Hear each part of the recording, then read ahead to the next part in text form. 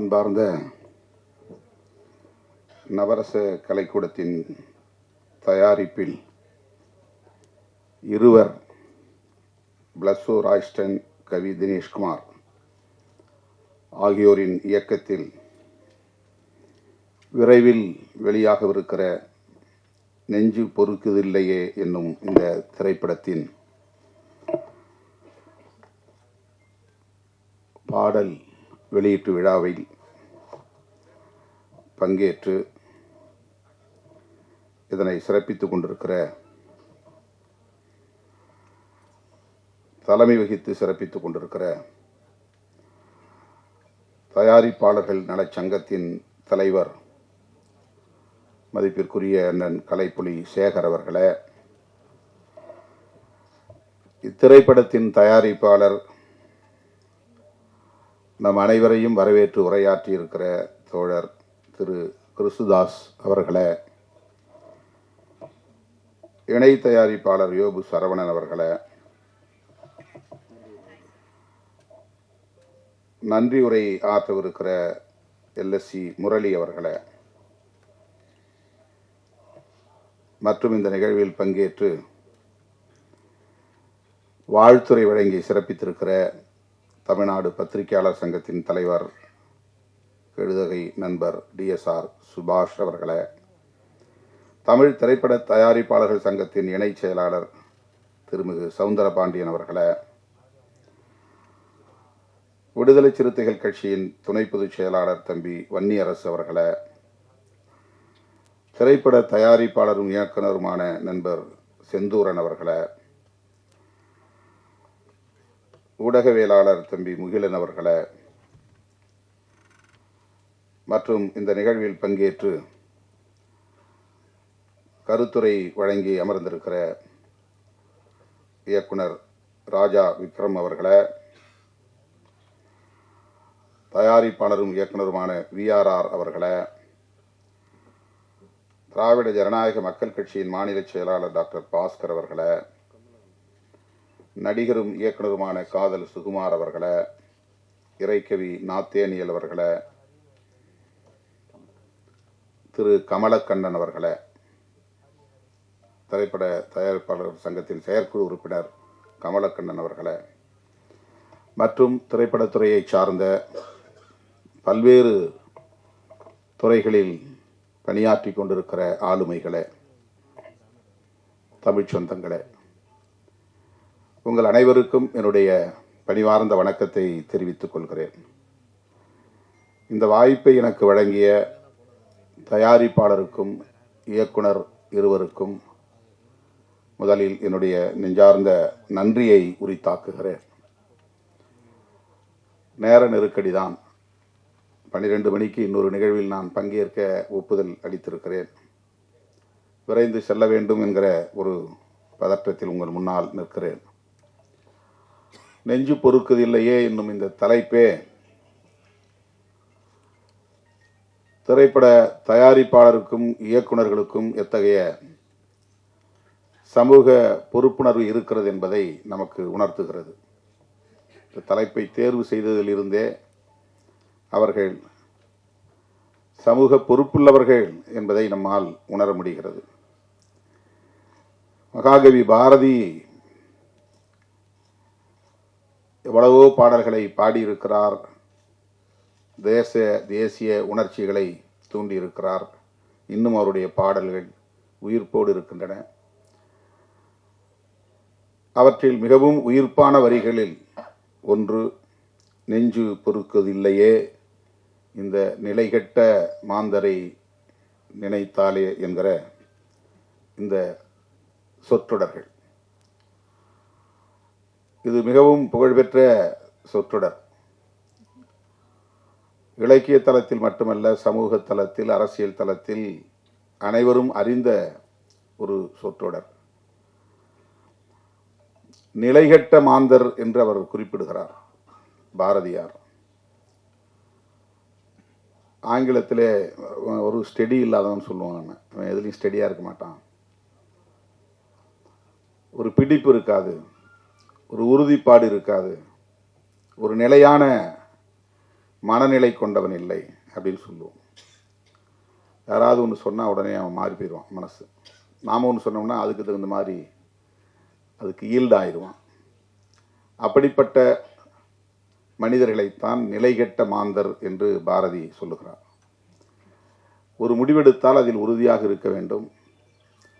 ஒரு கொள்கையை ஏற்றுக்கொண்டால் அதில் உறுதியாக இருக்க வேண்டும். ஒவ்வொருவரும் ஒவ்வொரு கருத்தை சொல்லுகிற போது அதற்கேற்ப மாறிவிடக்கூடாது. நம்முடைய நிலைப்பாட்டில் நாம் நம்பிக்கை கொள்ள வேண்டும். அப்படி இல்லை என்றால் அப்படிப்பட்ட மனநிலை உள்ளவர்களை நிலைகெட்ட மாந்தர் என்று நாம் புரிந்து கொள்ளலாம். பாரதி கோபத்தோடு தான் இதை சொல்லுகிறான், ஆதங்கப்பட்டுத்தான் சொல்லுகிறான். மானுட உளவியல் இப்படிப்பட்டதாக இருக்கிறதே என்ற வேதனையை வெளிப்படுத்துகிறான். எல்லா தளங்களிலும் இது பொருந்தும், வெறும் சமூக தளத்தில் மட்டுமல்ல. மனித இயல்பாக இது இருக்கிறது. தமிழர்களுக்கு மட்டுமல்ல, உலகம் முழுவதும் இருக்கிறது. அதனால்தான் பல்வேறு பிரச்சனைகளை நாம் எதிர்கொள்ள நேரிடுகிறது. அப்படி மகாகவி எந்த பொருளில் ஆதங்கப்பட்டானோ, தன்னுடைய வேதனையை வெளிப்படுத்தக்கூடிய இந்த வரிகளை பதிவு செய்தானோ, அதை உள்வாங்கிக் கொண்டு அதே உணர்வோடு அதே ஆதங்கத்தை வெளிப்படுத்தக்கூடிய வகையில் சமூக பொறுப்புணர்வோடு இயக்குநர்களும் சரி தயாரிப்பாளரும் சரி ஒன்றாக கூட்டு சேர்ந்து இதை உருவாக்கியிருக்கிறார்கள். இயக்குனர் பேசும்போதும் தயாரிப்பாளர் பேசும்போதும் ஒன்றை சொன்னார்கள், எங்களுக்கு எந்த வணிக நோக்கமும் இல்லை. ஒரு படம் எடுத்தாலும் அது சமூகத்திற்கு நலம் பயக்கக்கூடியதாக இருக்க வேண்டும். அது கிறிஸ்துதாஸ் அவர்களின் ஒப்புதல் வாக்கு மூலம். அதே போல இங்கே ராய்ஸ்டன் பேசுகிற போது சொன்னார், அடுத்த வாய்ப்பு எனக்கு கிடைக்கிறதோ கிடைக்கவில்லையோ, ஒரு படம் நாங்கள் எடுத்தாலும் அந்த படம் ஒரு சோஷியல் மெசேஜ் கன்வே பண்ணக்கூடியதாக இருக்க வேண்டும், சமூகத்திற்கான ஒரு செய்தியை சொல்லக்கூடியதாக இருக்க வேண்டும், அதுதான் எங்களுடைய நோக்கம் என்று அவர் இங்கே தன்னுடைய உணர்வுகளை வெளிப்படுத்தினார்.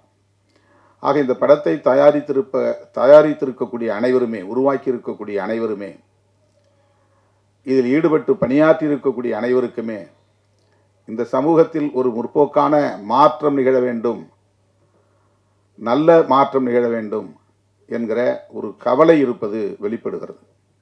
இளம் தலைமுறையினருக்கு இப்படிப்பட்ட ஒரு பொறுப்புணர்வு இருப்பது நமக்கு நம்பிக்கையை தருகிறது. அதற்காக முதலில் உங்களை நான் பாராட்டுகிறேன். உங்கள் உணர்வுகளையும் உங்களுடைய பொறுப்புணர்வுகளையும் உங்களுடைய பார்வையையும் நான் பாராட்டுகிறேன். அது ஒரு நல்ல கிளியர் மெசேஜ். லவ் என்பது உலகம் முழுவதும் திரைப்படங்களுக்கான ஒரு கருப்பொருள்.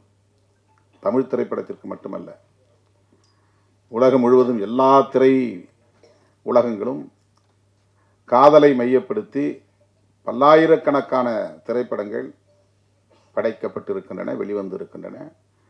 இன்னும் இது கருப்பொருளாகவே இயங்கிக் கொண்டே இருக்கும். இன்னும் பல ஆயிரம் படங்கள் வந்து கொண்டே இருக்கும். அவ்வளவு பெரிய ரிசோர்ஸ் லவ் என்பது. அதை ஒவ்வொரு கோணத்தில் ஒவ்வொருவரும் பார்க்க முடியும். அதற்கு ஒரு மல்டி டைமென்ஷன் இருக்கிறது. காலத்திற்கேற்ப அதை வெவ்வேறு கோணங்களில் நாம் பார்க்க முடியும், மக்களிடத்தில் அதை காட்ட முடியும். இவர்கள் அந்த காதலை வணிக பொருளாக பார்க்காமல் சமூக மாற்றத்திற்கு பயன்படுத்தக்கூடிய ஒரு கருவியாக, ஒரு உந்து சக்தியாக பயன்படுத்த வேண்டும். சமூகத்தில் இருக்கிற யதார்த்த நிலைதான். அதை எப்படி முற்போக்கு பார்வையோடு பொருத்தி மக்களிடத்திலே வெளிப்படுத்துவது, காட்டுவது என்கிற அந்த முயற்சியில் ஈடுபட்டு இருக்கிறார்கள். காதல் மனிதன் தோன்றிய காலத்திலிருந்து இருக்கிறது.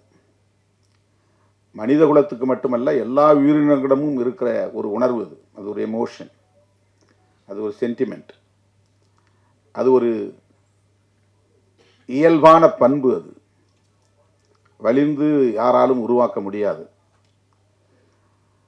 காய் எப்படி கனிகிறது, அது ஒரு இயல்பான பண்பு, அதுதான் இயங்கியல். அதை போல காதல் என்பதும் ஒரு இயங்கியல் பண்பு. அது ஒரு டயலெக்டிக் கேரக்டர். அது யாரும் ஆர்டிஃபிஷியலாக உருவாக்க முடியாது. ஒருத்தர் வந்து நல்லா நீட்டாக ட்ரெஸ் பண்ணிட்டானாக்கா அவன் உடனே காதலிக்கப்படுவான்னு அர்த்தம் கிடையாது. ஒரு பெண் நல்ல அழகாக தன்னை தோற்றப்படுத்திக் கொள்கிறாள் என்பதனால் அவளை எல்லோரும் காதலிப்பார்கள் என்று பொருள் அல்ல.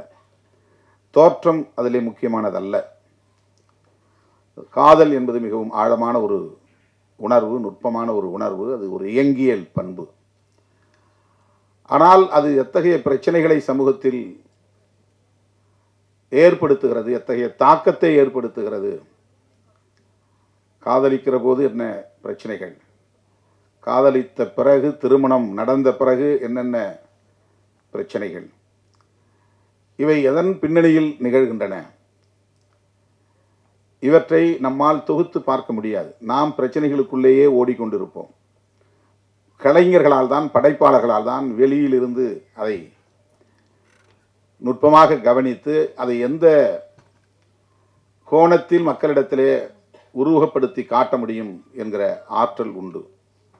அப்படித்தான் இன்றைக்கு இயக்குனர்கள் இதை போஸ்ட் மேரேஜ் என்கிற அடிப்படையிலே, காதலுக்கு பிறகு, திருமணத்திற்கு பிறகு அவர்கள் எதிர்கொள்ளக்கூடிய ஒரு சமூக பிரச்சனையை மையப்படுத்தி, எல்லோரும் ஏற்கனவே பேசியிருக்கிறார்கள் என்றாலும் கூட ஆணவ கொலைகள் குறித்து நாங்கள் ஒரு புதிய கோணத்தில் இதை மக்களுக்கு சொல்ல விரும்புகிறோம். அதுதான் இந்த படம் என்று குறிப்பிட்டிருக்கிறார்கள். படம் பார்த்த பிறகுதான் நமக்கு தெரியும். இதை ஆணவ கொலை என்று நாம் சொல்லுகிறோம். ஆங்கிலத்தில் ஹானர் கில்லிங் என்று சொல்லுகிறார்கள். ஹானர் என்பது கௌரவம் என்று தமிழ்படுத்துகிறோம். அதனால் கௌரவ கொலைகள் என்று நீண்ட காலம் சொல்லப்பட்டு வந்தது. இதில் என்ன கௌரவம் இருக்கிறது? நான் முதலில் இதை பற்றி எழுதுகிற போது இதை வரட்டு கௌரவ கொலைகள் என்று எழுதினேன். இது கௌரவ கொலைகள் இல்லை, வரட்டு கௌரவ கொலைகள், அப்படிதான் நான் அதை எழுதிக்கிட்டு இருந்தேன். இந்த ஃபால்ஸ் பிரஸ்டீஜ், இது வரட்டுத்தனமான ஒரு கௌரவம். நான் பெற்ற பிள்ளையை விட 10 மாதம் சுமந்து ஈன்றெடுத்து பாலூட்டி தாளாட்டி சீராட்டி வளர்த்த பிள்ளையை சாதிக்காக, சமூகத்திற்காக அவன் என்ன நினைப்பானோ, இவன் என்ன நினைப்பானோ, ஊர் என்ன சொல்லுமோ என்று உருவாக்கி வைத்திருக்கிற ஒரு ஈகோ பெற்ற பிள்ளையை கூட கொடூரமாக படுகொலை செய்யக்கூடிய அளவுக்கு உந்தி தள்ளுகிறது. அந்த கௌரவம் எப்படி சரியான கௌரவமாக இருக்க முடியும்? எனவே அது ஃபால்ஸ் பிரஸ்டீஜ். அது ஒரு வரட்டு கௌரவம். வரட்டு கௌரவத்திற்காக பெற்ற பிள்ளைகளை கூட படுகொலை செய்கிறார்களே என்கிற ஒரு வழி நமக்கு இருக்கிறது. அதை ஆணவ கொலை என்று இப்போது அழைக்கிறோம். விடுதலை சிறுத்தைகளின் பொதுச் செயலாளர் ரவிக்குமார் இந்த சொல்லாடலை முதலில் பயன்படுத்தினார். இன்றைக்கு எல்லோரும் நாம் பயன்படுத்துகிறோம். ஆணவ கொலை. கொலை பல வகை இருக்கிறது. மெர்சி கில்லிங் இருக்கிறது, கருணை கொலை இருக்கிறது.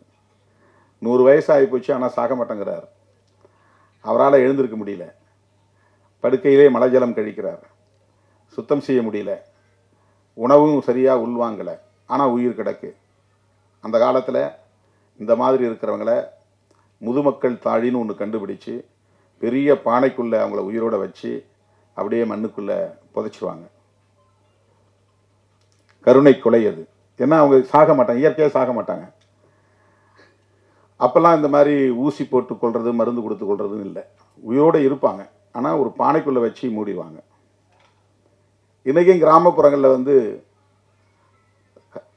ஒரு கருவாட்டு, இந்த காட்டுக்கருவைன்னு நாம் சொல்லுவோம். இந்த பக்கத்தில் என்ன சொல்கிறேன்னு தெரியல, சீமை வேலை, சீமக்கருவை. அந்த காயை அரைச்சி தலையில் தடவினாங்கன்னா கொஞ்சம் நேரத்தில், ஒரு 2 மணி நேரத்தில் அவங்க ஜன்னி மாதிரி பிடிச்சி இறந்துருவாங்க. ஏன்னா அவங்க சாகவே 90 வயசு ஆச்சு, 100 வயசு ஆச்சு, ஒன்றுமே பண்ண முடியல, அவங்கள வச்சு பராமரிக்கவும் முடியல. சில பேர் அதை விட ரொம்ப இளம் வயதிலே கூட அவங்கள மெயின்டைன் பண்ண முடியாது. ஏன்னா மனநலம் பாதிக்கப்பட்டிருப்பாங்க. அவங்களுக்கு ரொம்ப டிஃப்ரெண்ட்லி ஏபிள்டாக இருப்பாங்க, மெயின்டைன் பண்ண முடியாது, பராமரிக்க முடியாது. அதை மெர்சி கில்லிங் அப்படின்னு சொல்கிறாங்க, கருணை கொலை. இது ஹானர் கில்லிங். மெர்சி கில்லிங் என்பது இன்றைக்கு உலகம் முழுவதும் இருக்கிறது. ஆனர் கில்லிங் என்பது உலகம் முழுவதும் இருக்கிறதா என்றால், முற்போக்கு சிந்தனைகள் வளர்ந்து சமூகத்தில் ஆண் பெண் இருவரும் சமம் என்கிற ஜெண்டர் ஈக்குவாலிட்டி வளர்ந்திருக்கிற சமூகத்தில் இது கிடையாது. ஜெண்டர் ஈக்குவாலிட்டி உள்ள சமூகத்தில் இது கிடையாது. 2 பேரும் படிக்கிறோம், 2 பேரும் வேலைக்கு போகிறோம், 2 பேரும் சம்பாதிக்கிறோம் என்று எந்த சமூகத்தில் ஆண் பெண் பாகுபாடு இல்லாமல் இருக்கிறதோ அந்த பாகுபாடு இல்லாத சமூகத்தில் ஆனர் கில்லிங் கிடையாது. இங்க இன்ஃபான்டிசைடு இருக்கு, சிசு கொலை. கருவறையிலேயே கொலை செய்யக்கூடிய நிலை இருக்கு. வயிற்றுல இருக்கும்போதே அபார்ஷன் பண்ற நிலை இருக்கு. பெண் குழந்தையா இருந்தா பெண் குழந்தைகளை வயிற்றுல இருக்கும்போதே கண்டுபிடிச்சு கொண்டுறாங்க. பிறந்த உடனேயே கள்ளிப்பால் ஊற்றி படுகொலை செஞ்சிடறாங்க. சிசு கொலை. சிசு கொலையும் ஆனர் கில்லிங் என்கிற இந்த ஆணவ கொலையும் நம்முடைய சமூகத்தின் மிகப்பெரிய களங்கம், மிகப்பெரிய கரை. அது இந்த சமூகம் எந்த அளவுக்கு முற்போக்கு சிந்தனை இல்லாமல் இருக்கிறது, பழமைவாத சிந்தனைக்குள் மூழ்கி கிடக்கிறது, பெண்களை எந்த அளவுக்கு ஒரு சுமையாக கருதுகிறது, ஆணாதிக்கம் இந்த அளவுக்கு இங்கே மேலோங்கி இருக்கிறது, இது போன்ற மூட நம்பிக்கைகள் எந்த அளவுக்கு இங்கே மலிந்து கிடக்கிறது என்பதற்கு இந்த இரண்டும் சான்று. ஆனர் கில்லிங் என்கிற ஆணவ கொலையும் சிசு கொலையும் என்னுடைய அனுபவத்திலிருந்து சொல்லுகிறேன், இந்தியாவில் தான் அதிகம். வேற எங்க இருக்கிறதா எனக்கு தெரியல. நம்முடைய நாட்டில் தான், நம்முடைய தேசத்தில் தான் இவை இரண்டும் மிக அதிகமாக இன்றும் சாட்சியங்களாக இருக்கின்றன. இப்போ இந்த இரண்டையும் நாம் அழித்தொழிக்க வேண்டும், துடைத்தெறிய வேண்டும். இப்போ ஜெண்டர் ஈக்குவாலிட்டி என்கிற ஒரு விழிப்புணர்வு நமக்கு தேவை. இப்போ லவ் சப்ஜெக்டை பேசுகிற போது இப்போ அவர் அண்ணன் கலைப்புலி சேகர் ரொம்ப அருமையான ஒரு கருத்தை சொன்னார். எனக்கு 44 வயசு, நான் 44 வயசில் ஒரு ஹீரோவை நடித்தேன். இப்போ என்னுடைய வயதுக்கு தகுந்த மாதிரி தான் நான் படத்தில் கூட என்னை தோற்றப்படுத்தணும். இப்போ நான் எனக்கு இணையாக நடித்த நாயகியை நான் தொடவே இல்லை, தாலி கட்டினதோட சரி. இது என்னென்னா, பெண்களை எப்படி மதிக்கிறோங்கிற ஒரு உணர்வை வெளிப்படுத்தக்கூடிய ஒரு சான்று, அந்த அந்த அந்த புரிதல். இதுதான் ஜெண்டர் ஈக்குவாலிட்டிக்கான மிக முக்கியமான ஒரு புள்ளி. அது பெண்களை வெறும் கமாடிட்டியாக பார்க்கக்கூடாது, ஒரு கமர்ஷியல் கமாடிட்டியாக பார்க்கக்கூடாது. அவங்கள ரொம்ப செக்ஸியாக காட்டி படத்தை நல்ல விலை போக வச்சிடலாம் அப்படின்னு ஒரு தயாரிப்பாளரோ ஒரு இயக்குனரோ பார்க்கக்கூடாது.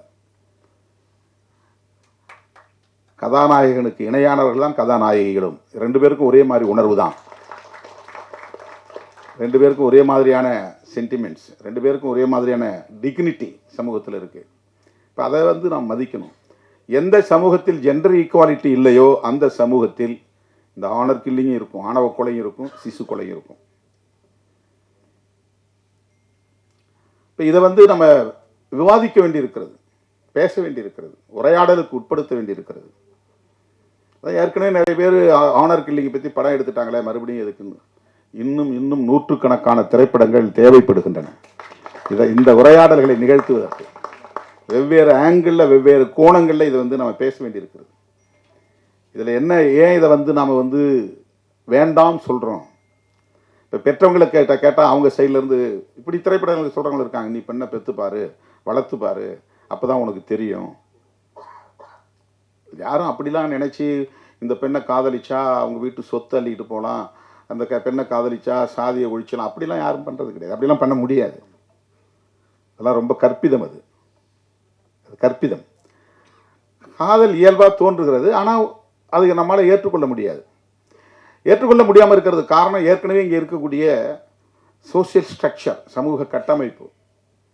ஒவ்வொருத்தருக்கும் ஒவ்வொரு விதமான ஒரு கௌரவம் இங்கே நம்ம பிறக்கிறது முன்னாடியே இங்கே கட்டமைச்சிருக்கிறாங்க. நாம் யாரும் விண்ணப்பம் போட்டு இந்த சாதிக்குள்ள இந்த அப்பாவுக்கும் இந்த அம்மாவுக்கும் பிறக்கணும்னு நம்ம பிறக்கலை. நம்ம ஒரு சிசுவாக பிறக்கிறோம், இந்த சமூகம் முத்திரை குத்துது. பிறந்த உடனே ஒரு பிராண்ட், இவன் இந்த ஏரியாவில் பிறந்திருக்கிறான், இவன் என்ன சமூகத்தில் பிறந்திருக்கான், நீ இந்த சமூகம் தான். அவன் விருப்பம் இல்லாமலே அவனுக்கு ஒரு முத்திரை இந்த சமூகம் குத்துகிறது, இந்த சாதி என்று முத்திரை குத்துகிறது. இப்போ சாதி தொடர்பான ஒரு கௌரவம் இங்கே ஒரு வரட்டு கௌரவம் இங்கே கட்டமைக்கப்பட்டிருக்கு. இப்போ அது உடையாமல் இதெல்லாம் தடுக்க முடியாது. அவங்களுக்கு ஒரு சோஷியல் இன்செக்யூரிட்டி இருக்குது. அவங்க என்ன நினைக்கிறாங்க, வேலைக்கு போகிறதாலும் குழைச்சி பழைக்கக்கூடியவங்களாக இருந்தாலும் பக்கத்தில் இருக்கிறவங்க அக்கத்தில் இருக்கிறவங்க நம்ம குடும்பத்தை கேவலமாக பேசுவாங்களே அப்படின்னு அவங்க ஃபீல் பண்ணுறாங்க. அவங்க ஏன் பெத்த பிள்ளையை கொல்ல வேண்டிய தேவை இருக்குது, ஏன் தேடிக்கிட்டு போய் கூலிப்படையை வச்சு கொலை செய்கிறாங்க. அவங்க மத்தியில் உருவாக்கி வைத்திருக்கிற ஒரு பிரம்மை, சாதி தொடர்பான, சமூகம் தொடர்பான, குடும்பம் தொடர்பாக இந்த சமூகம் ஏற்கனவே ஒன்றை உருவாக்கி வைத்திருக்கிறது, கட்டமைத்து வைத்திருக்கிறது.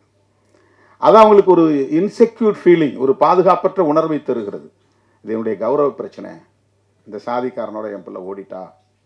ஒரே சமூகத்துக்குள்ளே காதலிச்சு ஓடினா கூட அதை கௌரவ குறைவாக நினைப்பாங்க. ஒரே சமூகத்துக்குள்ளே, சாதி மட்டும் கிடையாது, ஒரே சமூகத்துக்குள்ளே, ஒரே சாதிக்குள்ளே, ஒரே தெருவுக்குள்ளே காதலிச்சு ஓடினா அவனை இழுத்துட்டு ஓடிட்டாவ, அப்போ கூட அவன் இழுத்துட்டு ஓடிட்டான்னு யாரும் சொல்ல மாட்டாங்க. சமூகத்தில் யதார்த்தமாக இருக்கிறதே பெண்களை தான் இழிவாக பேசுவாங்க. அவனை இழுத்துட்டு ஓடிட்டாவ. அவங்க அரேஞ்சு மேரேஜ் இல்லை, விருப்பப்பட்டு ஒருத்தருக்கு ஒருத்தர் பார்த்து, சாதகம் பார்த்து, பொருத்தம் பார்த்து திருமணம் நடந்தால் தான் மரியாதை. சாதகம் பார்க்காம, பொருத்தம் பார்க்காம, ஒருத்தருக்கு ஒருத்த குடும்பத்தை போய் விசாரிக்காம பையனும் பொண்ணும் முடிவு பண்ணிட்டாக்க அவ்வளவு பழியும் பெண் மேலே தான் விடும். ஓடி போயிட்டா, ஒருத்தனை இழுத்துக்கிட்டு ஓடி போயிட்டா. இது சாதி விட்டு சாதி தான் நிகழ்கிறது இல்லை, ஒரே சமூகத்துக்குள்ளேயே நிகழ்வுது. எனவே இது எதனால் நிகழ்கிறது? இந்த சமூகம் நமக்கு ஒரு ஏற்கனவே ஒரு பிரம்மையை இங்கே கட்டமைத்திருக்கிறது. இதுதான் உன்னுடைய சமூக கௌரவம், சாதி கௌரவம், உன் குடும்ப கௌரவம் என்ற ஒரு நிலையை இங்கே ஏற்படுத்துது. அந்த மேல் கட்டுமானம் இருக்கு பாருங்க, அந்த சூப்பர்ஃபிஷியல் ஸ்ட்ரக்சர், அந்த மேல் கட்டுமானம் இருக்கு பாருங்க. இது ஒரு மேல் கட்டுமானம் தான், இந்த மாதிரி ஒரு பிரம்மையை உருவாக்கி வைத்திருப்பது.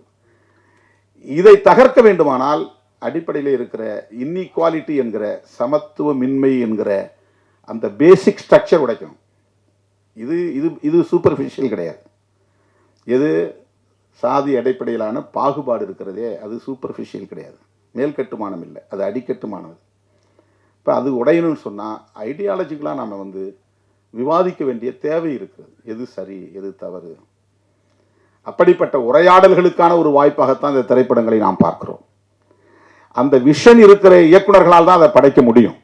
அது ஒரு ரேடிக்கல் திங்கிங் இருக்கணும், ரேடிக்கல் தாட்ஸ் இருக்கணும், ஒரு முற்போக்கான சிந்தனை என்பது இருக்கணும். ராய்ஸ்டன் பேசியதிலிருந்தும் கிறிஸ்தாஸ் பேசியதிலிருந்தும் அவர்கள் நல்ல முற்போக்கான சிந்தனையாளர்கள் என்பதை நம்மால் புரிந்து கொள்ள முடிகிறது. இதெல்லாம் பாருங்க, மதம் கடந்து ஒருத்தர் ரகுமான், ஒளிப்பதிவாளர் முஸ்லீம், தயாரிப்பாளர் கிறிஸ்தாஸ், தினேஷ், கவி தினேஷ், ஒரு அடையாளத்துக்கு சொல்கிறேன். ஆனால் அவங்கள்ட்ட அது கிடையாது. இப்போ நம்ம சொன்னாதான் அது புரியும். அவங்க அப்படி பார்த்து சேர்ந்துருக்க மாட்டாங்க. இதெல்லாம் எதனால் முடிகிறது? நம்மகிட்ட ஒரு நல்ல சிந்தனை, முற்போக்கான சிந்தனை, சமத்துவ சிந்தனை, ஜனநாயக சிந்தனை இருப்பதனால்தான் இணைந்து செயல்பட முடிகிறது. திரைப்படங்கிறது பல ஆளுமை உள்ளவர்கள், பல திறமை உள்ளவர்கள் ஒன்று சேர்ந்து உருவாக்கக்கூடிய ஒன்று. அதில் தயாரிப்பாளர்கள் படக்கூடிய தொல்லையை பற்றி சவுந்தரபாண்டியன் அவர்கள் சொல்லிக் கொண்டிருந்தார், அண்ணன் கலைப்புலி சேகர் அவரும் சொல்லிக் கொண்டிருந்தார். மற்றவர்கள்லாம் அவங்களுக்கான சம்பளத்தை வாங்கிக்கிட்டு தான் வேலையை செய்கிறாங்க. நாங்கள் மொத்தத்தையும் போட்டுட்டு காத்துக்கிட்டு உட்காந்துருக்கணும். அது டிஸ்ட்ரிபியூஷனுக்கு பிறகு எங்களுக்கு கிடைச்சா உண்டு, கிடைக்கலாம் உண்டு, நஷ்டம் ஏற்பட்டாலும் அந்த நஷ்டத்தை ஏற்றுக்கிறதுக்கு யாரும் தயார் இல்லை.